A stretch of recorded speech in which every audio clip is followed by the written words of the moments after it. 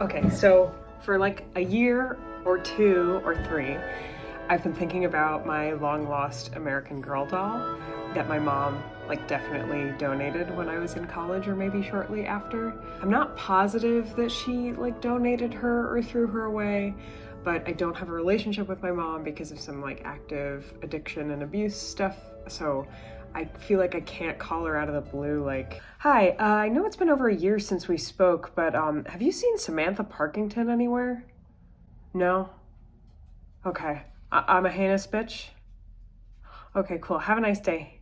Okay, bye-bye. So about 6 months ago, I was like, okay, I'm really gonna like get one. Maybe like a new one from the actual store online, or maybe like a gently used one that I could find on eBay or something.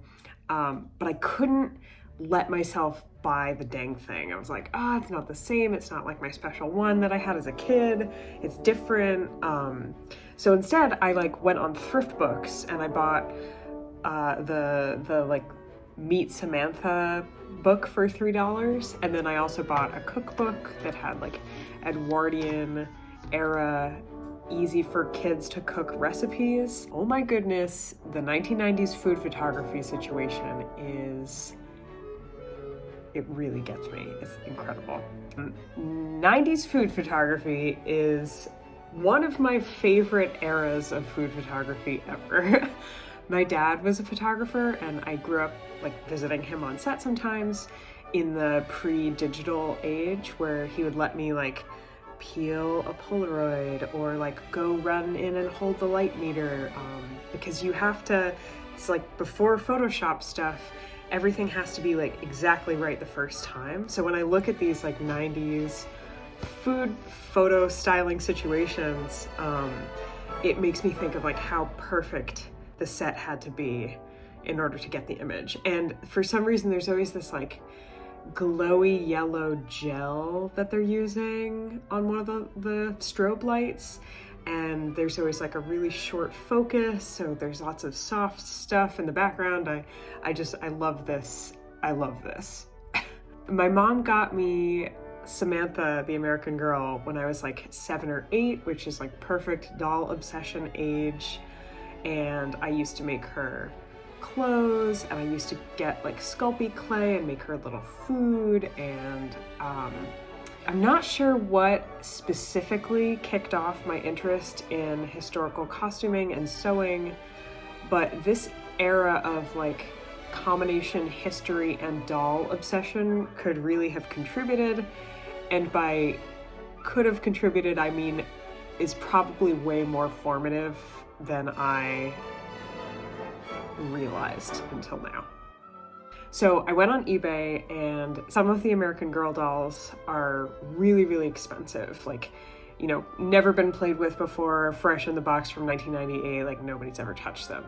And then some of them are like kind of in rougher shape, they have snarly hair, and their bodies are all dirty because some kid has played with them, and those are like way more affordable. So I found an American Girl doll. The one that I had was Samantha, who's from 1904, and I found one on eBay for $30 that seemed to be in pretty good shape. And she was in such good shape that I was like, she's probably post the Mattel buyout. I think Mattel bought Pleasant Company in 1998, and when they did that, the face molds of the dolls changed, and also the shape of the body. Like for some reason they made their chubby little bodies like a little bit thinner, which is stupid.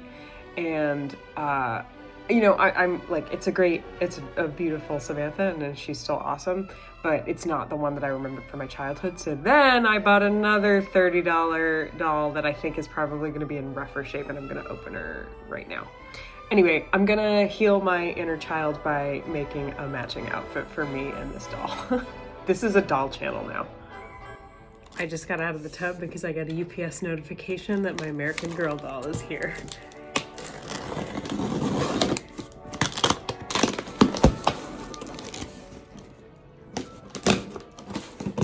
I'm like very sure that she's going to need a bath.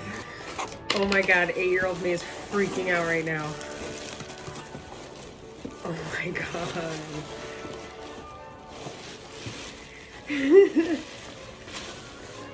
Wow.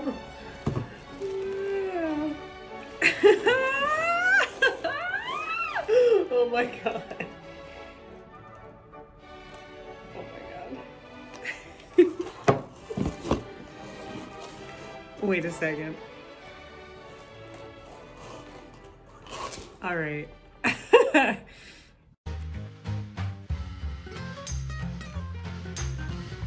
I saw something that said you could take a magical eraser to clean off their limbs.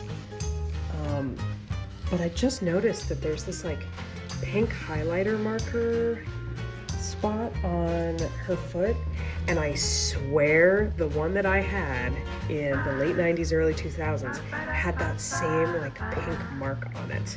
And I know that this is not my original doll, but I'm gonna keep that mark on there because it makes me feel nice. This seems to be working really, really well. There's just like a couple of dirty spots on her.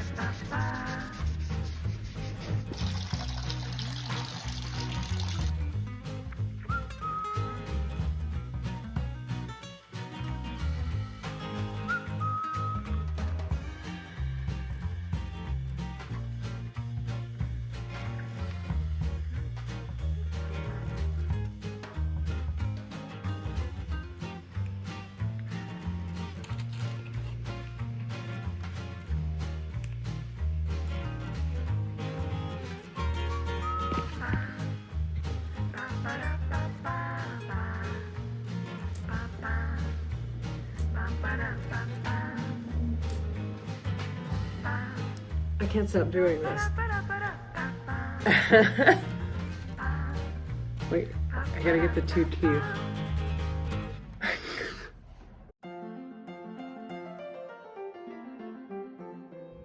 Okay, here's a super cool update. I have been trying to identify the age of the doll that I got, and there's sort of conflicting information that I'm finding on the internet. Also, somebody this morning on Instagram said that we look like Nadia and her doll, and that made me cackle. So there's some conflicting information online about like how to identify the era that your doll is from, and there's certain things that you can check. My doll has like a sort of squishy head, like the plastic is hard but it's squishable. She's got brown eyes and soft, straight brown lashes, which means something, I guess. And she has a Pleasant Company tag stamp on the back of her neck, as well as a rounded cord. And supposedly all these things can help identify, like place her in an era. My assumption is that she is post Mattel buyout, which is 1998, but pre 35-year anniversary release and subsequent Be Forever collection. Do you know that clip of somebody being like, I think I know more about American Girl than you do. You never listen to any American Girl stuff. I need to talk to that kid. So I didn't really know where to turn to. I spent like an hour online looking at all these like dead blogs from like 2015 that haven't been updated. And so I called American Girl customer service on the phone, and I was like, hey, how's it going? Can you help me? And they referred me to the doll hospital and said I could send images to the American Girl doll hospital. So I sent them some pictures at like 12:25 this morning. And at 12:38, I got a response that was like, thank you so much for the images. Can you send us another picture? We need one more picture with her eyes open, but lift the bang so that we can see her eyebrows. So I'm like refreshing my email over and over again, like, are you gonna tell me when she's from? Like, I don't need an exact date, but I just wanna have an idea because it's interesting to me. But this also taps into part of the reason that I like historical costuming stuff is like the dating of objects and figuring out like, okay, here's an image of a dress online from the V&A's collection, and it's from 1838, and we know that because of these things. That part of it is fascinating to me, so this is definitely activating the like tracking objects part of my brain that is really fun. Okay, oh my gosh, here's the update. They said, to the best of our knowledge, this is an older Samantha from our Pleasant Company years. Although she is not one of our original ones, she was made before Mattel purchased us. We hope she has many more years of play. If there are any American Girl doll experts out there, I would love your advice. I have a suspicion that she's transitional period between 1998 and 2001. These are the photos that I sent to the doll hospital, so let me know if you have any opinion about this.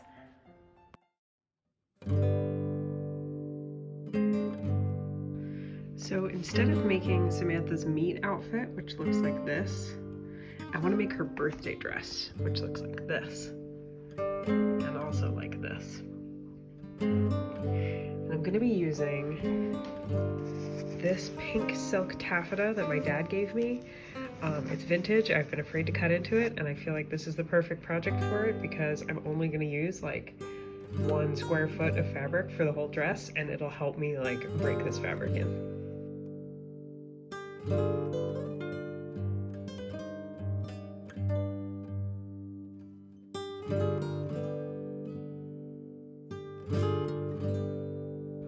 Okay, scene report. There's a blizzard outside, and we're wearing the same outfit.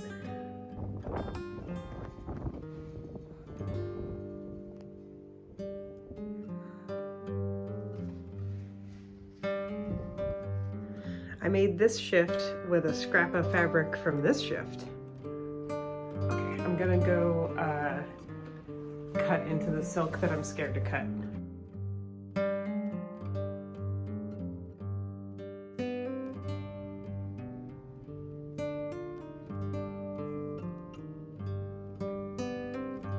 I found a PDF copy of Samantha's Pretty Clothes pattern pieces from the late 90s, and I found this on Etsy, and I will put a link to it in the description. And it has her lacy pinafore and her circlet that she wears for her birthday, so I'm just going to print out these pattern pieces. It even has this cool description on how to make a rosebud out of satin ribbon. One of the things that I really loved about American Girl as a kid was all the craft books that you could do, and I really like that they included these patterns for people who didn't want to spend the money on all the outfits or just wanted to make them out of special fabric or even scraps, because the yardage is so small that you can do it with like basically nothing. This is a very tiny pattern. Here are my toes for reference.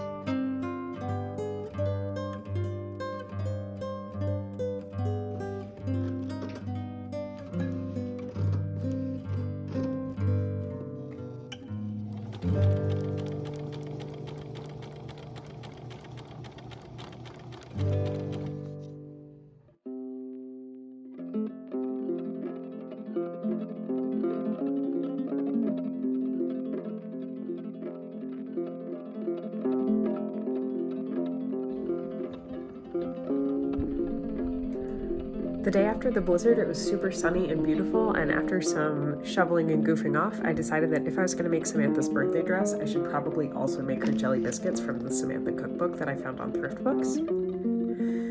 I'm using the recipe, but I'm cutting it in half, and I'm also making it goofy and doofy so that I can eat all of the cookies.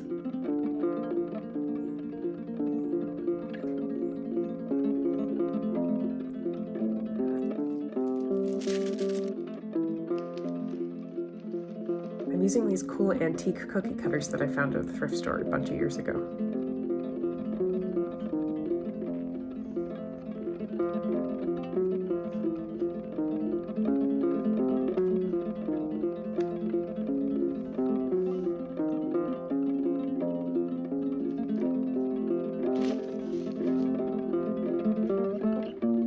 I'm filling them with homemade raspberry jam that I made last week. The final step in finishing off Samantha's outfit was to make her some little socks, and I'm making them out of my dad's t-shirt. This is something that made me think of being little, because I used to go to his apartment and say, "Hey Dad, can I use your shirt? Are you done with those socks? I want to make something for my doll."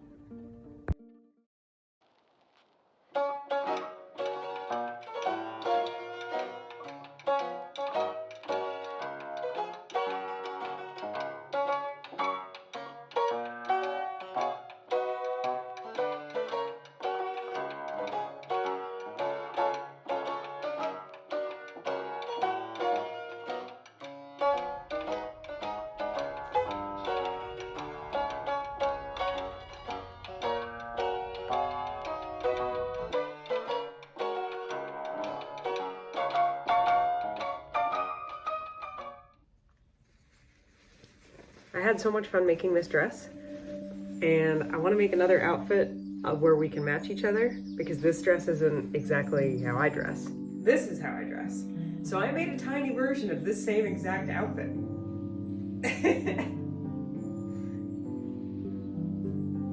I think we look really cute. We're even wearing the same socks, because I made these socks out of one of my socks.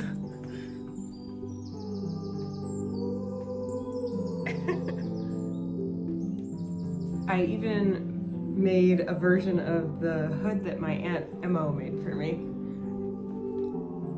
I've been trying to figure out a pattern for my favorite pants, and making them at this scale was super helpful. It was also really fun to be able to use up some of the scraps from the big outfits that I made. So the Swiss waist is made out of a scrap of linen from the human-sized Swiss waist, and the cashmere sweater is made out of the scrap of cashmere that I cut off of my sweater originally. This has definitely been like my go-to winter outfit, and I didn't use a pattern to make any of the doll-sized pieces, but I think in the future, you know, in the springtime when I have my favorite springtime outfit, maybe I'll make a version that's doll-size as well. Thanks, bye!